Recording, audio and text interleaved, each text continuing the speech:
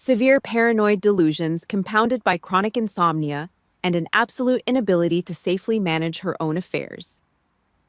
Richard Holloway loved the sound of his own voice. He stood in the center of the Norfolk courthouse, brandishing my stolen medical records like a preacher holding hellfire over a congregation of sinners. The fluorescent lights overhead buzzed. It was a high-pitched mechanical drone that flickered off his expensive silk tie and the polished brass belt buckle at his waist. I did not blink. I sat exactly 2 inches from the back of the heavy oak chair, spine straight, shoulders locked down in a resting combat posture. My breathing held steady at exactly 16 paces a minute. I had already mapped the room. 2 exits, 1 armed bailiff standing at my 4 o'clock resting his hand casually on a standard-issue Glock. Holloway paced back and forth in front of the plaintiff's table. He threw heavy legal words around the room, weaponizing clinical terms he pulled from an internet search. Unstable, unfit, danger to the public. I watched him work. He was sweating under the harsh courtroom lights. A thick bead of moisture gathered right above his tight collar, pulsing in time with his jugular vein. 72 beats a minute, maybe 80. He was nervous. He was lying through his teeth, and his body knew it. The smell of old wood wax, cheap pine sol cleaner, and stale courthouse coffee hung thick in the air. It smelled like bureaucracy. It smelled like a trap designed for people who did not have the money to fight their way out of a paper bag. I shifted my gaze just a fraction. Past Holloway's tailored suit. Past the wooden railing. To the gallery row right behind him. My bloodline. My mother sat with her shoulders slumped, dabbing at perfectly dry eyes with a white lace handkerchief. It was a hell of an act. The grieving, exhausted mother pushed to the absolute brink by her broken veteran daughter. Nobody in this room knew she was the one who picked the cheap brass lock on my bedroom desk. I remembered coming home to find the splintered wood on the floor.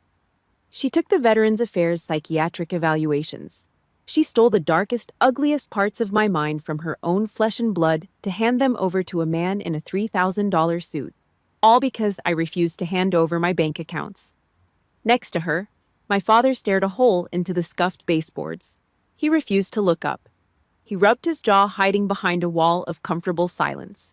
Cowardice wrapped in a faded flannel shirt and steel-toe work boots. He was the kind of man who would watch a house burn down and complain about the smoke. He let this happen. He always let things happen. Then there was Daniel. My little brother sat at the edge of his wooden bench. Click, click, click. His silver ballpoint pen tapped against his knee in a rapid, greedy rhythm. He was a washed-up high school quarterback who blew his college tuition on bad investments, cheap beer, and failed business ideas. Now he was 32 years old, living in our parents' basement, waiting for a payday that he never earned. He caught me looking at him.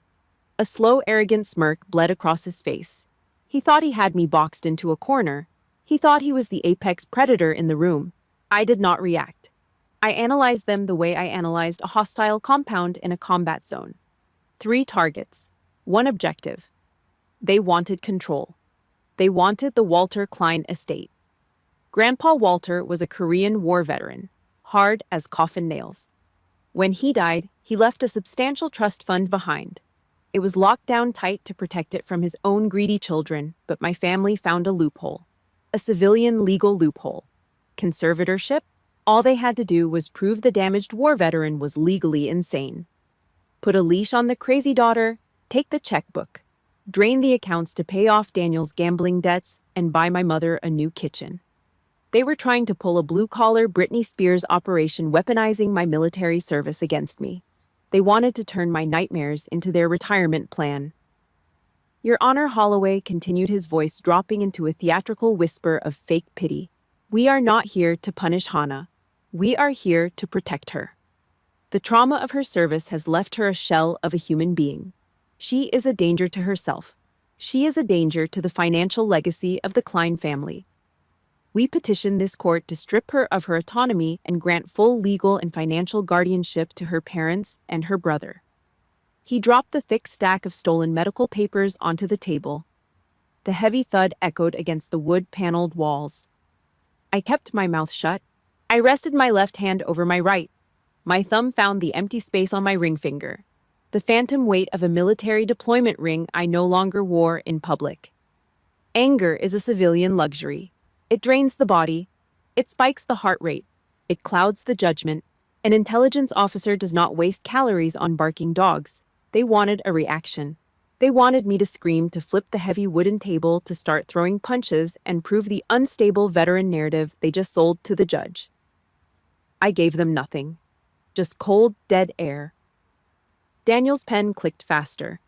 Click, click, click. The smirk on his face twitched. My silence was suffocating them. They brought a legal knife to a gunfight, expecting me to bleed on the floor and beg for mercy. They did not realize I'd already bled out years ago in places they could not even point to on a map. Holloway adjusted his French cuffs, preparing to deliver the final nail in the coffin. He looked up at the bench, fully expecting a rubber stamp on the destruction of my life. He expected an easy win against a broken woman who could not even afford her own defense attorney. Judge Harold Whitmore sat high above the room. He had not said a single word for 20 minutes. Whitmore was an old man. His skin looked like worn saddle leather, but his eyes were sharp, cold. They were the eyes of an old military prosecutor who had seen the absolute bottom of the human barrel. Holloway opened his mouth to ask for the final ruling.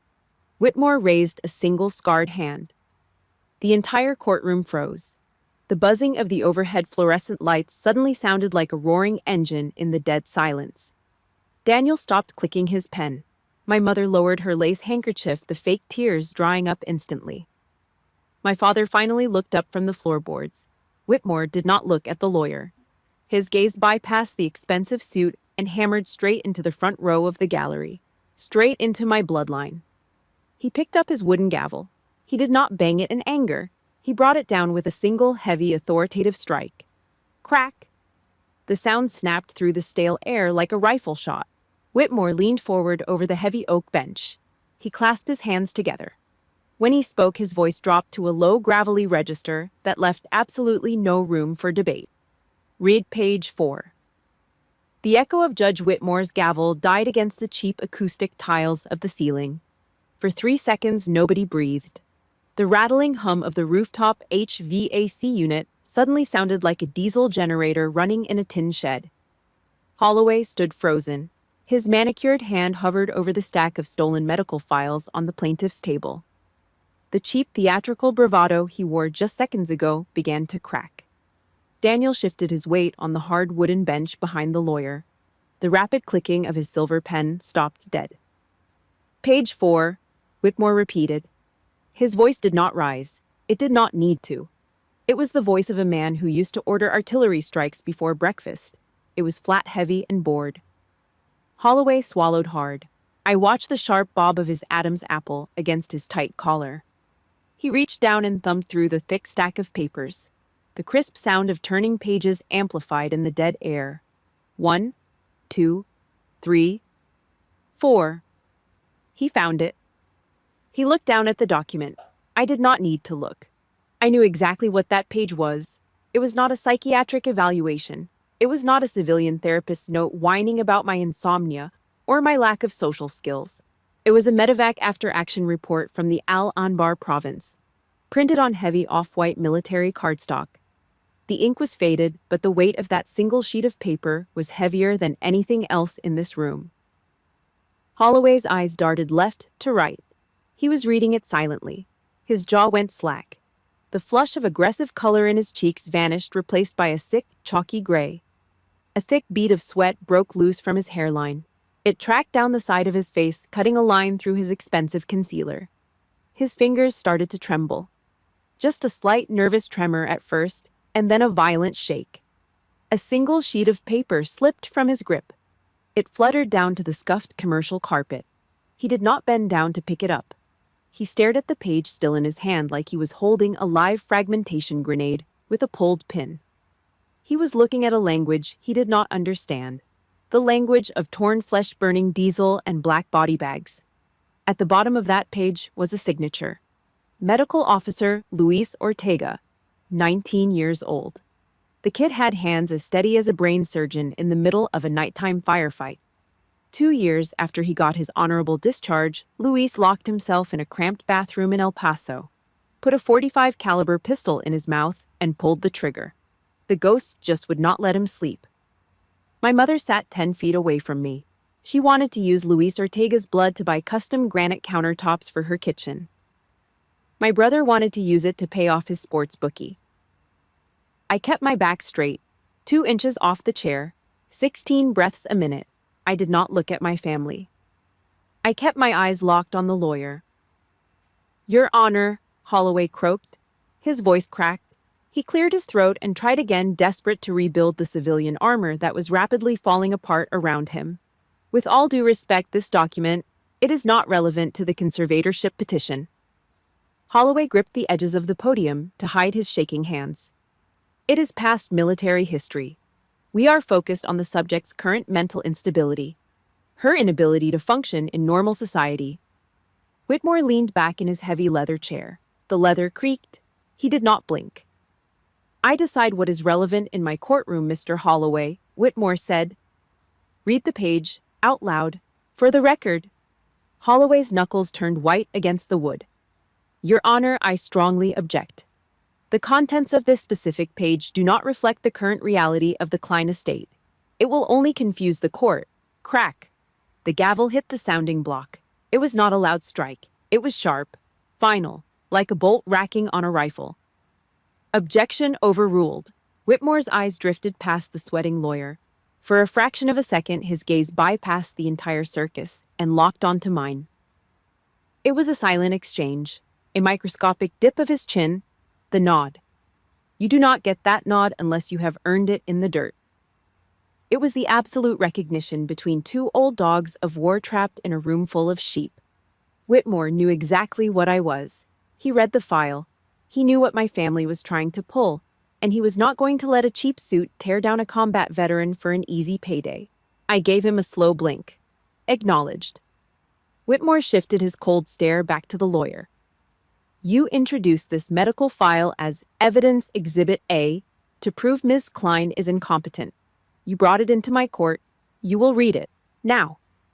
Or I will have the bailiff place you in handcuffs for contempt, and you can spend the weekend in a county holding cell thinking about your legal strategy." The threat hung in the air, heavy and absolute. At my 4 o'clock, the armed bailiff shifted his weight. He rested his hand on his duty belt. It was just a subtle movement, but the sound of the stiff leather creaking made Holloway flinch like he had been slapped. The circus was falling apart. Behind him, my mother wrung her hands together. Her knuckles were bone white. The lace handkerchief was crumpled into a tight, useless ball in her lap. She looked at her lawyer, her eyes wide with rising panic. She was waiting for him to fix it, waiting for him to deliver the checkbook she felt entitled to. Daniel leaned forward. His mouth hung open slightly. The smug, arrogant grin was completely gone. He looked like a punk kid who just realized he threw a rock at a sleeping bear. His survival instinct was finally kicking in. He could smell the danger. He just did not know where it was coming from. Holloway licked his dry lips. He looked around the room for a lifeline. There was none. The judge was not budging. The bailiff was ready. I was a stone wall. He was trapped. The air conditioning kicked on again. A low, mocking rattle. Holloway looked down at the medevac report. He looked like a man standing on a trapdoor with a rough rope around his neck. He opened his mouth. Closed it. "Counselor," Whitmore warned. It was a low growl in his throat. Holloway swallowed hard. The sound was painfully audible in the dead silence. He brought the paper closer to his face. His hands were shaking so badly the thick cardstock rattled. He took a ragged, shallow breath. When he finally spoke, his voice was hollow, stripped of all its former power. "Department," Holloway rasped. He stopped. He had to clear the sand from his throat just to get the words out. "Department of the Navy, United States Naval Command." Holloway's voice was barely a whisper. The heavy, booming courtroom baritone he used to bully witnesses just 3 minutes ago was completely gone. He sounded like a man reading his own obituary. "Louder, counselor," Judge Whitmore ordered. The command cut through the stale air like a straight razor. "For the court reporter." Holloway swallowed hard. His hands shook so violently, the heavy military cardstock rattled against the wood of the podium. He dragged a finger under his tight collar, gasping for a shallow breath of air. Subject, Holloway rasped, forcing the volume up. Commander Hannah Klein, Intelligence and Field Surgical Officer, Forward Operating Base, Al Anbar Province. The word dropped into the middle of the room like a cinder block. Commander. Not an unstable civilian. Not a crazy broken woman who needed her mother to manage her checking account. Commander. I did not move. I kept my eyes locked straight ahead. My breathing remained steady, 16 paces a minute. But the atmosphere inside the Norfolk courthouse had violently shifted. Continue reading, Mr. Holloway, Whitmore said. He leaned his chin on his knuckles, watching the lawyer drown. Action report. April 14. Holloway read. He was stuttering now. The expensive Ivy League lawyer was tripping over words written in blood and dirt. During a mass casualty event following an ambush, Commander Klein disregarded direct orders to take cover. She entered a hot zone under heavy enemy machine gun fire, 3 separate times. Holloway stopped. He wiped the back of his hand across his sweating forehead. His designer suit looked 2 sizes too big for him all of a sudden. Read the casualty assessment, counselor. Whitmore was not going to let him up for air. Commander Klein directly intervened and stabilized 12 critically wounded personnel. Holloway read, his voice cracking on the number. Citation notes. Extraordinary emotional discipline under catastrophic conditions. Recommended for the Silver Star. The silence that followed was absolute. It was a heavy, suffocating quiet. The kind of quiet that follows a car crash. I shifted my gaze just 2 degrees to the right. I wanted to see the blast radius. I wanted to see what the truth did to my bloodline. My mother was frozen. Her jaw hung open, exposing the cheap dental work she had complained about for years. The white lace handkerchief she used to fake her tears slipped off her lap and landed on the dirty carpet. She did not reach for it. Her entire narrative, the poor suffering mother dealing with a psychotic daughter, was just incinerated in front of a federal judge. My father was shrinking. The broad-shouldered, blue-collar mechanic looked like a fragile old man. He slouched down into the hard wooden bench, staring at the scuffed toes of his work boots. He knew I deployed. He knew I saw combat. But he never asked. He never wanted to know the details because the truth was too heavy for him to carry. Now it was being shoved down his throat. And Daniel. My little brother, the washed-up quarterback who thought he was going to walk out of this courthouse with the keys to my bank accounts. He was bent over his elbows, resting on his knees. Both of his hands were wrapped tightly around the back of his neck. His silver ballpoint pen had rolled off the bench and lay forgotten on the floor. The arrogant smirk was wiped clean off his face, replaced by the crushing, humiliating realization that he was nothing. He was a shadow, a parasite trying to feed off a predator. They thought I was broken because I sat in the dark and did not speak to them at Thanksgiving dinners. They did not understand that I was quiet because I had nothing to say to people who complained about cold coffee and bad traffic. There is an attachment to that file, Mr. Holloway, Whitmore said. The judge's voice was dripping with absolute contempt. A handwritten addendum to the Walter Klein Trust. Read it. Holloway looked like he was going to throw up. He fumbled with the staple in the corner of the file, flipping to the last page. It was a piece of yellow legal paper. I knew the handwriting. It belonged to Grandpa Walter, a Korean War veteran who spent 30 years working a punch clock on an assembly line. He smelled like motor oil, cheap tobacco, and hard truths. Walter knew his children. He knew they were vultures waiting for him to die. He knew they would target me the second they realized the money was locked behind my name. He planted a legal landmine from the grave. Holloway cleared his throat. He read the old man's words. I leave the entirety of this estate under the sole and absolute control of my granddaughter, Commander Hannah Klein. I know my son. I know his wife. I know they will try to take it. If they drag her into a courtroom, let this serve as my final testimony. If Hannah brought the war home with her, if she cannot sleep, if she struggles in this civilian world, it is because she was busy keeping the wolves away from our doors. She earned this in blood. Do not let the cowards in this family touch a single dime. Holloway let the paper drop. It hit the wooden podium with a soft, pathetic slap. The courtroom was dead. Whitmore stared down at the lawyer. His eyes were cold, calculating, and completely unforgiving. "So, counselor," Whitmore said softly, "let me make sure I understand your legal argument today. You want to use a military combat citation for extreme bravery and a Silver Star recommendation as your primary medical evidence that Ms. Klein is mentally incompetent to handle a checking account." Holloway opened his mouth. No sound came out. He looked at my mother. She looked away. He looked at Daniel. Daniel kept his head down. "We withdraw the petition, Your Honor." Holloway whispered. He started shoving the papers blindly into his leather briefcase. He just wanted to escape. The circus was over. The ambush had failed. The room belonged to me. The money that controlled the absolute authority over my family's future was sealed. I should have felt victorious. I should have smiled, or at least let out a breath of relief. But I felt nothing. The air in the room suddenly felt incredibly thin. The fluorescent lights buzzed louder. The words Holloway read were still echoing in the room. 12 wounded personnel. Those were not just words on a page. I knew their faces. I knew the smell of their burnt skin. I remembered the exact sound of their armor plates cracking under the pressure of incoming rounds. The court saw me as a hero. They saw the medals and the rank. They did not see the ones I could not pull out of the fire.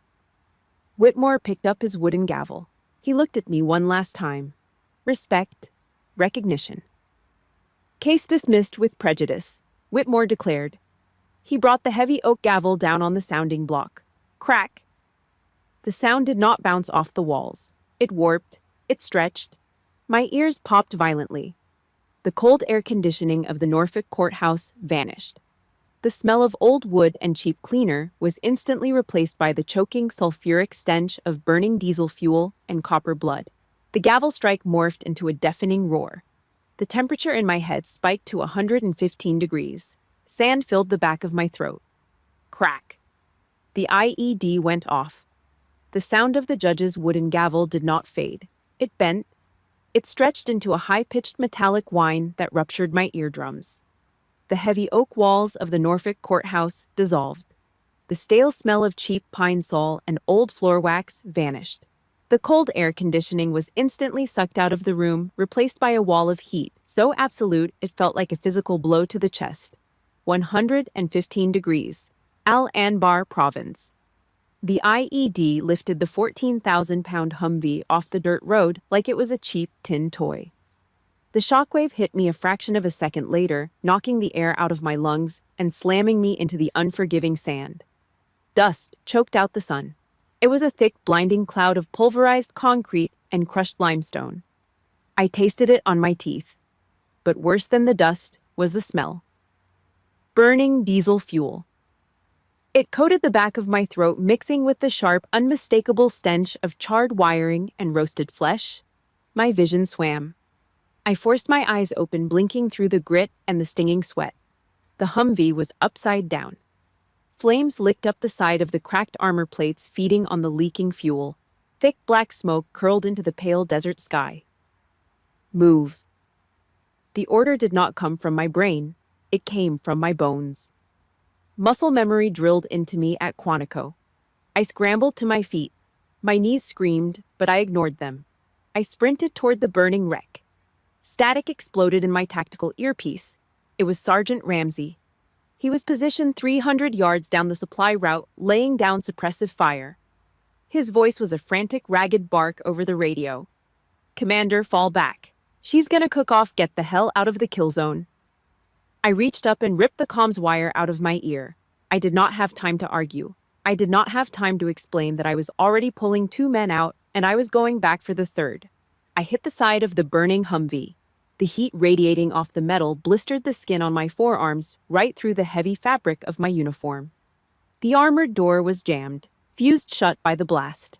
I wedged my combat boots against the burning frame. I grabbed the twisted handle with both hands and pulled.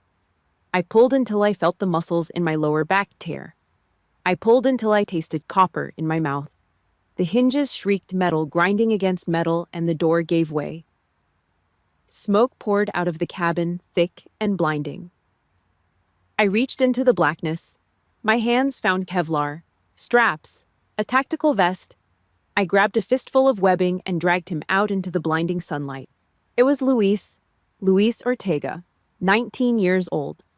A kid from a dusty neighborhood in El Paso who joined the Navy because he wanted to be a doctor. He was my field medic.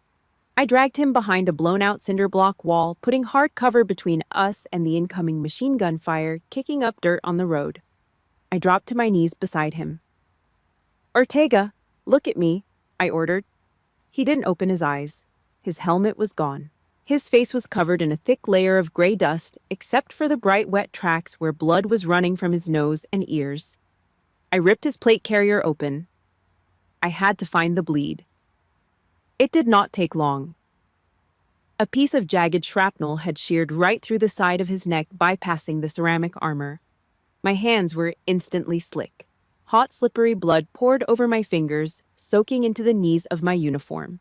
I grabbed a trauma dressing from my pouch and jammed it into his neck. I put my entire body weight behind my hands, pressing down on the artery. "Press hard. Do not let up." "Look at me, Luis," I said. My voice was steady. It was the voice of a commander. It betrayed absolutely zero panic. His eyelids fluttered. He looked up at me. His pupils were blown wide. The terror was there, swimming in the dark brown of his eyes, but he was fighting it. He was a good soldier. He opened his mouth to speak. A terrible wet rattle came out, bubbling blood. It coated his lips. His lungs were filling up. He was drowning on dry land. "Quiet. Don't talk. I've got you." I lied. We both knew I didn't have him. The blood was pushing past my fingers, soaking the desert sand beneath my boots. I was pressing down so hard my knuckles were white, but it was not enough. You cannot stop a breached carotid artery with gauze and willpower. Luis reached up with a trembling, blood-soaked hand. He grabbed my wrist. His grip was incredibly weak. "Commander," he rasped. The bubbles popped on his lips. "Hold on, Luis. Medevac is 3 minutes out. Just hold on." He shook his head slightly. He knew. His eyes locked onto mine. The fear suddenly bled out of him, replaced by a heavy, crushing acceptance that broke my heart in half. "Tell my mom," he whispered, his voice barely cutting through the sound of gunfire rattling off the cinder block wall. "Tell her I wasn't scared." His grip on my wrist went slack. His hand fell into the dirt. His eyes stayed open, looking past me up at the unforgiving Iraqi sky. The wet, bubbling sound stopped. The frantic rising and falling of his chest ceased. He was gone. I stayed there on my knees. The heat of the fire roasted my back. The gunfire echoed down the street. I kept my hands pressed hard against his neck long after his heart stopped beating, because I did not know what else to do. I just stared at his open eyes. Blink. The fluorescent lights of the Norfolk courthouse snapped back into focus. The deafening roar of the desert vanished, replaced by the mechanical rattling of the HVAC unit. The smell of burning diesel faded back into the scent of old wood wax and cheap cologne. I was not in the dirt. I was sitting in a heavy oak chair. My back was exactly 2 inches from the wood. My breathing was exactly 16 paces a minute. I looked down at my hands. They were resting on my lap, clean and dry. No blood, no dirt. But I could still feel it, the phantom warmth of a 19-year-old kid bleeding out through my fingers. The ghost that sat on the edge of my bed every single night for the last 4 years. The ghost that kept me awake until my eyes burned. The ghost that made me check the locks on my doors 3 times a night because my brain was still wired for an ambush that had already happened. I slowly turned my head and looked at my family. My mother was picking up her lace handkerchief from the dirty carpet. She was refusing to look in my direction. She picked the lock on my desk. She found the sealed medical files. She read the therapist's notes. She read about Luis. She read about the nightmares, the night sweats, the survivor's guilt that was eating me alive. She took the most agonizing, sacred, blood-soaked corner of my soul, and she handed it to a sleazy lawyer in a cheap suit. She tried to use a dead kid's final words to prove I was legally insane. She weaponized my trauma, all because she wanted access to a checking account. She wanted granite countertops. She wanted a new SUV. I looked at my father. He was staring at the floor, perfectly content to let his wife dig a knife into his daughter's back as long as he got a cut of the payout. I looked at Daniel. My brother was staring at the wall, pale and sweating, realizing his free ride was over. The anger I had been suppressing for months suddenly crystallized. It was no longer hot. It was absolute freezing ice. The ghosts in my head were heavy, but they had honor. They died for the men standing next to them. The people sitting 10 feet away from me were breathing, but they were already dead. They were parasites. Leeches sucking the blood out of a uniform they never had the courage to wear. I uncrossed my legs. I planted my boots flat on the floor. I did not look at the judge. I did not look at the lawyer. I kept my eyes locked on my brother's pale, terrified face. I was done playing defense. The coffee was burnt. It was stale, bitter, and poured into a cheap styrofoam cup from a gas station off Interstate 64. It was the best thing I had tasted in 4 years. I sat on the wooden steps of my front porch. A rusted Ford F-150 sat idling in my gravel driveway. Master Sergeant Ramsey leaned against the tailgate. Tyler Brooks stood next to him. They did not call ahead. They did not send a text message. They just showed up. Tyler walked up the gravel path. He dragged his right leg. It was a heavy mechanical limp, titanium and carbon fiber, courtesy of a pressure plate outside of Fallujah. He did not ask how I was doing. He did not offer any civilian pity about the courthouse circus. He just handed me the coffee. "Drink it, Commander," Tyler said. His voice was rough, ruined by years of breathing in burn pit smoke. "You look like hell." I took the cup. The heat burned my palms. I did not smile, but the crushing weight in my chest finally cracked. This was my bloodline, not the people who shared my last name. My family consisted of men and women who knew exactly what the silence meant. We were bonded by the copper taste of adrenaline and the sand trapped in our boots. Their presence on my porch was a quiet reminder. I was still alive. I survived the fire. 2 hours later, the silence ended. I was standing at the edge of the marina. The Atlantic wind was brutal. It whipped off the gray water, cutting through the heavy canvas of my work jacket. The air smelled like diesel exhaust, dead bait, and rotting seaweed. Clink, clank, clink. Wire halyards slapped violently against the aluminum masts of the docked sailboats. The rhythmic metallic noise masked the sound of the approaching footsteps on the wooden planks. But I saw him out of the corner of my eye, my father. He looked entirely out of place on the commercial docks. He was wearing a thin, faded nylon windbreaker. He hugged his arms across his chest, shivering against the biting cold. He stopped 10 feet away from me. He looked down at the wooden planks, shifting his weight in his steel-toe boots. He was waiting for me to speak first, waiting for me to make it easy for him. I did not. I kept my hands shoved deep inside my pockets. I stared at him. I looked at the man who raised me, and I felt absolutely nothing. He was just a bad blueprint, a structural failure. "You made a fool out of me, Hannah," he finally said. His voice was thin, shaking from the wind and the fabricated outrage. "In front of the whole town, in front of the judge, you humiliated your mother." It was the classic move: play the victim, twist the narrative, guilt-trip the daughter who always stayed quiet. I pulled my hands out of my pockets. I stood up straight, locking my shoulders back. I closed the distance between us. 2 steps. He instinctively took a step back, his eyes darting to my heavy boots. "Do not ever speak to me about humiliation," I said. My voice was completely flat. There was no anger in it. Anger implies I still cared. "You sat in a courtroom and watched a lawyer call me a danger to society. You watched them put a price tag on my nightmares. We were trying to help you," he pleaded, raising his hands in a weak, defensive gesture. "You came back wrong, Hannah. You do not talk to us. You sit in the dark. We just wanted to make sure the money was safe." "You wanted a new truck," I corrected him. I did not raise my voice, but the words hit him like a physical blow. "You let her pick the lock on my desk. You let her take my medical files. You sat there and let them use Luis Ortega's death to build a case against me." "I did not know she took them," he stammered. His chin quivered. "You knew," I cut him off. "You always know, and you always look the other way because it is easier than being a man." His mouth opened, but the wind stole his voice. Tears welled up in his eyes, spilling over his weathered cheeks. He started to cry. It was not the noble crying of a father losing his child. It was the pathetic, ugly weeping of a coward who just had his mask ripped off. I did not offer him a tissue. I did not offer him forgiveness. I turned my back on him. I walked down the dock, leaving him shivering in the cold, completely isolated by his own weakness.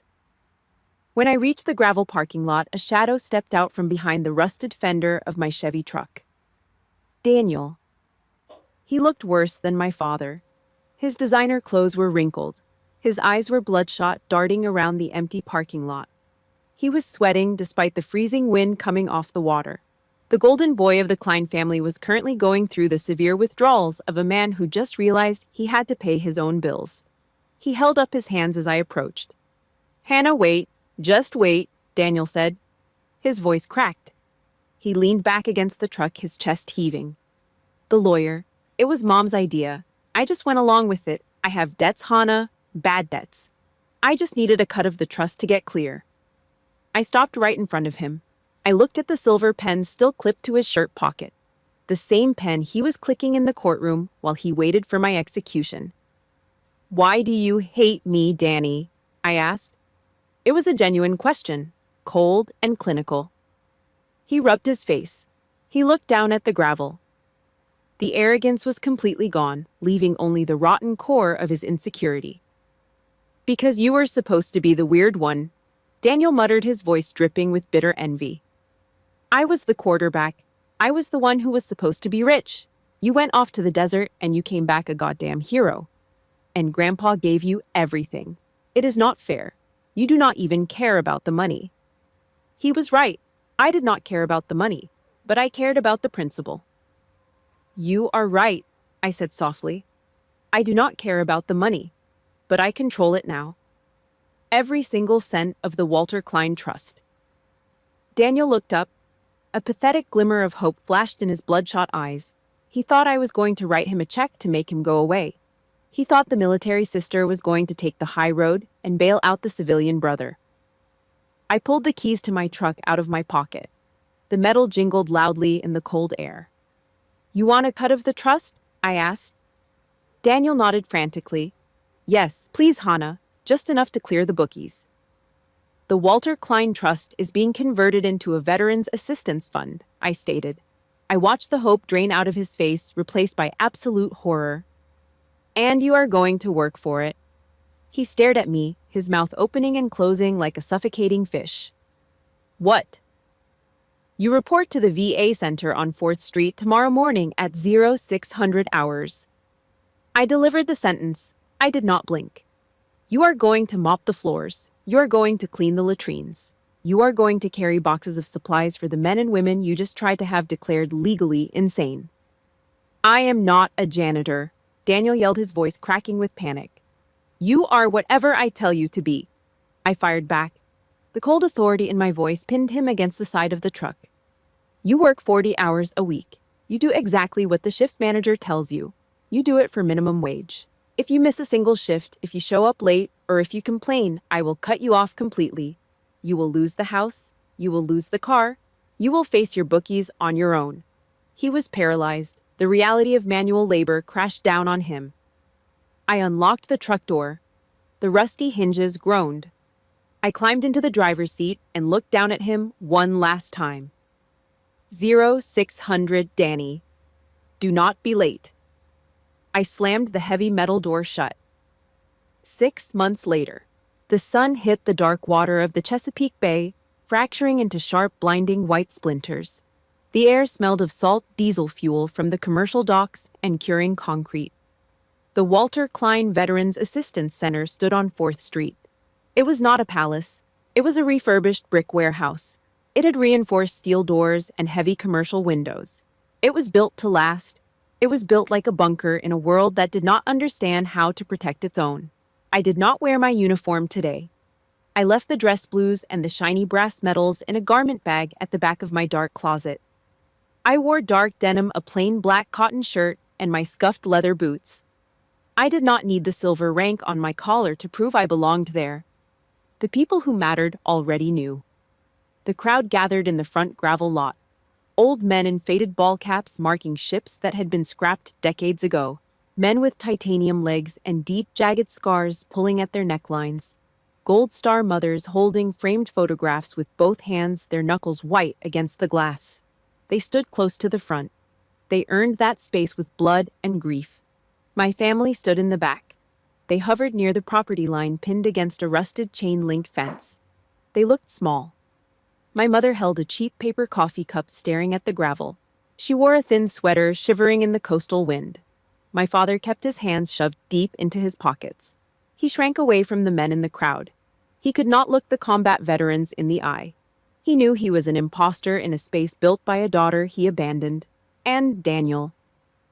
Daniel wore a gray utility shirt with his name stitched on a white patch over his chest. He stood near the side entrance holding a wide push broom with calloused, blistered hands. He had lost 12 pounds. The arrogant smirk was completely scrubbed out of his face, replaced by the dull, heavy exhaustion of minimum wage.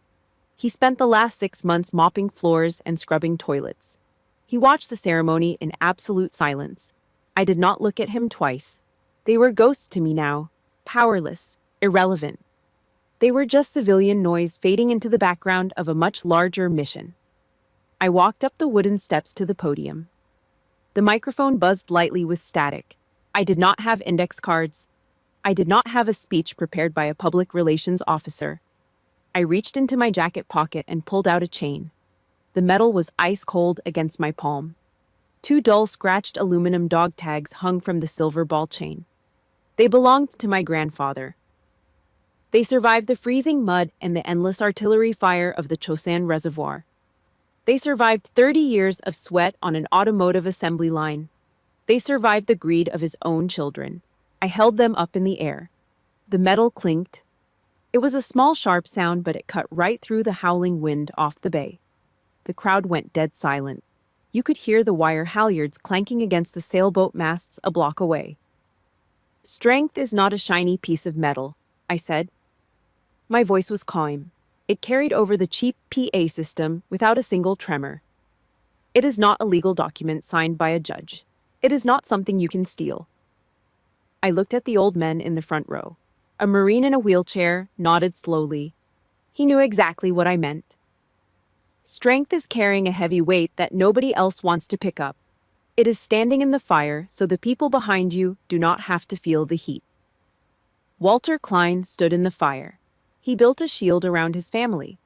And when he was gone, he made sure that shield held fast. I lowered the tags. I did not look at my parents standing in the dirt at the back of the lot. They did not deserve the dignity of eye contact.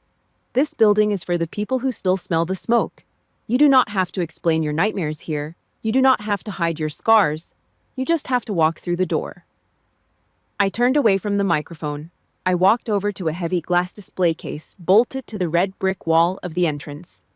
I laid the scratched aluminum dog tags on the black velvet inside. I closed the thick glass door. I turned the small brass key. Click. The lock engaged. It was a final absolute sound. The past was secured. I gave my grandfather his glory and I stripped my family of their leverage. The war over the Walter Klein Trust was officially over. There was no applause. Applause is for politicians and actors who pretend to be brave on television. Instead, a man with a missing arm raised his right hand in a slow, sharp, perfect salute.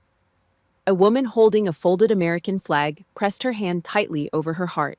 It was a wave of silent, absolute respect. The kind of respect that cannot be bought in a courtroom or stolen from a locked desk. I stepped down from the wooden podium. I walked past the crowd. I walked past the rusted chain-link fence. I did not stop to speak to my mother. I did not stop to look at my father. I left them standing in the cold shadow of a building built by the daughter they tried to destroy. Evening came fast. I stood alone on the edge of the wooden pier. The water of the Chesapeake Bay turned the color of bruised iron under the fading sun. The tide crashed against the concrete pilings, a heavy rhythmic sound. Out on the horizon, 2 massive gray Navy destroyers sat anchored in the deep channel. They were quiet, heavy, and incredibly lethal. The cold wind whipped my hair across my face. The salt burned my lips. I am Commander Hannah Klein. I still wake up at 3 in the morning, with the smell of burning diesel fuel trapped in my nose. I still check the heavy deadbolts on my doors 3 times before I go to sleep. I still see 19-year-old Luis Ortega looking up at the Iraqi sky, while his blood slips through my fingers. The scars did not vanish just because I won a legal battle against a greedy lawyer. The ghosts are still here, they always will be, but they are my ghosts. They belong to me. They have honor. They are no longer a weapon for weak, cowardly people to use against me. You are listening to this right now, and maybe you are carrying your own ghosts in the dark. Maybe you have people in your own life who look at your deep scars and call you broken. People who demand you shrink yourself down so they can feel tall. People who weaponize your exhaustion because they have never carried a heavy burden in their entire lives. Listen to me. Do not explain the fire to people who have never struck a match. You do not owe them your sanity. You do not owe them your resources. You do not owe them a single apology for surviving the hell you walked through. Sometimes the greatest victory you will ever achieve in this life is not destroying your enemies. It is not screaming the truth until your lungs bleed. It is the exact second you realize you no longer need them to understand you. You just turn your back, walk away, and let them drown in the silence. If this story resonated with you, please hit the like button, leave a comment below, and subscribe to the channel. Thank you for listening. Keep your head up. I will see you next time.